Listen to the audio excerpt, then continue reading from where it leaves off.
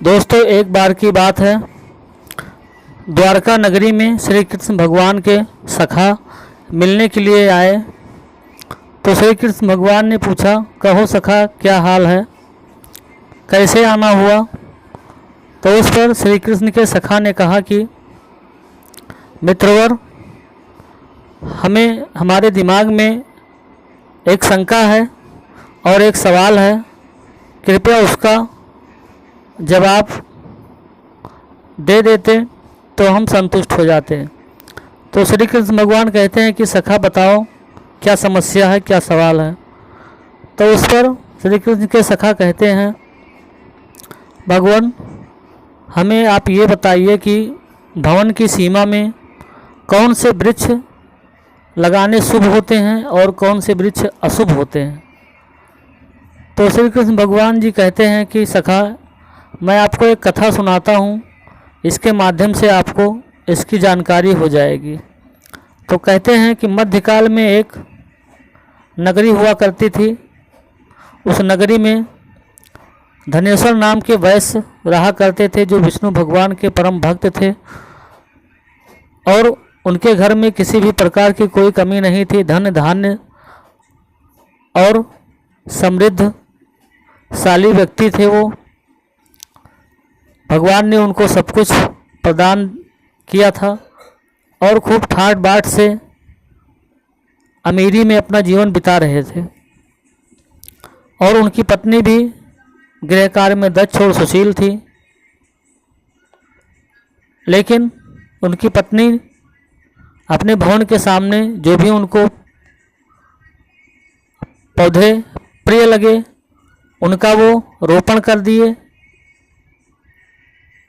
जिस कारण से धीरे धीरे उस धनेश्वर वैश्य के व्यापार में घाटा लगने लगा और आए दिन घर में कलह होने लगी, पत्नी से लड़ाई होने लगी और धीरे धीरे उनका व्यापार पूरी तरह से ख़त्म हो गया।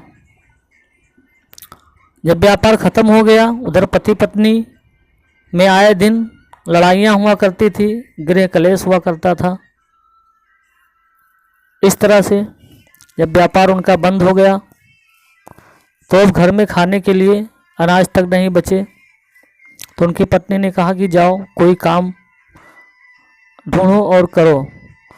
धनेश्वर वैश्य काम मांगने के लिए जाते हैं, लेकिन उनको काम भी नहीं मिलता है। इस तरह से उनका जीवन बहुत ही दुखों से बीत रहा था। इसी बीच एक साधु महात्मा उनके घर के सामने से जा रहे थे।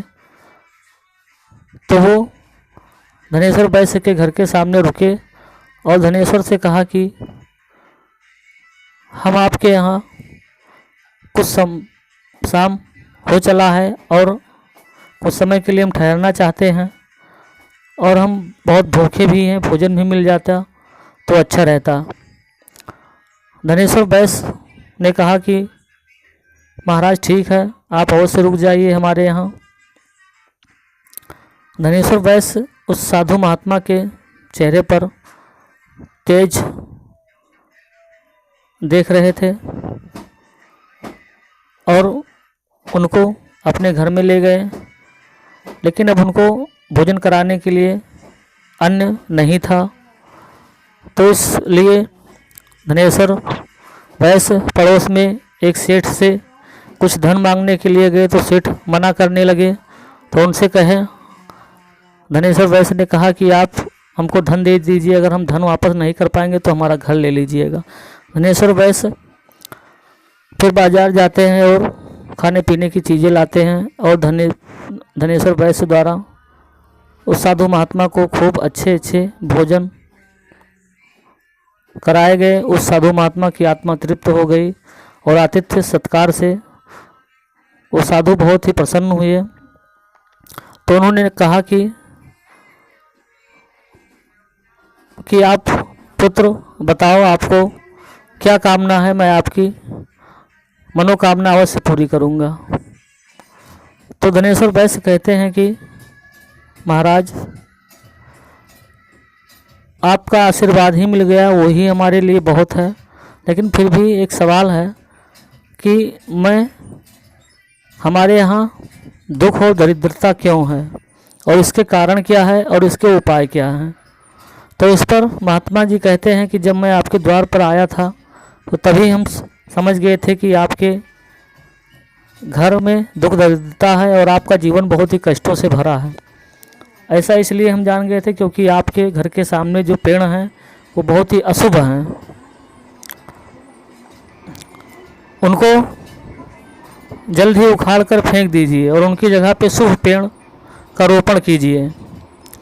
तो इस पर साधु महात्मा बोलते हैं कि अपने घर के सामने अशोक का वृक्ष लगाइए। अशोक शीतलता प्रदान करते हैं और सुख समृद्धि प्रदान करते हैं और धन दौलत प्रदान करते हैं।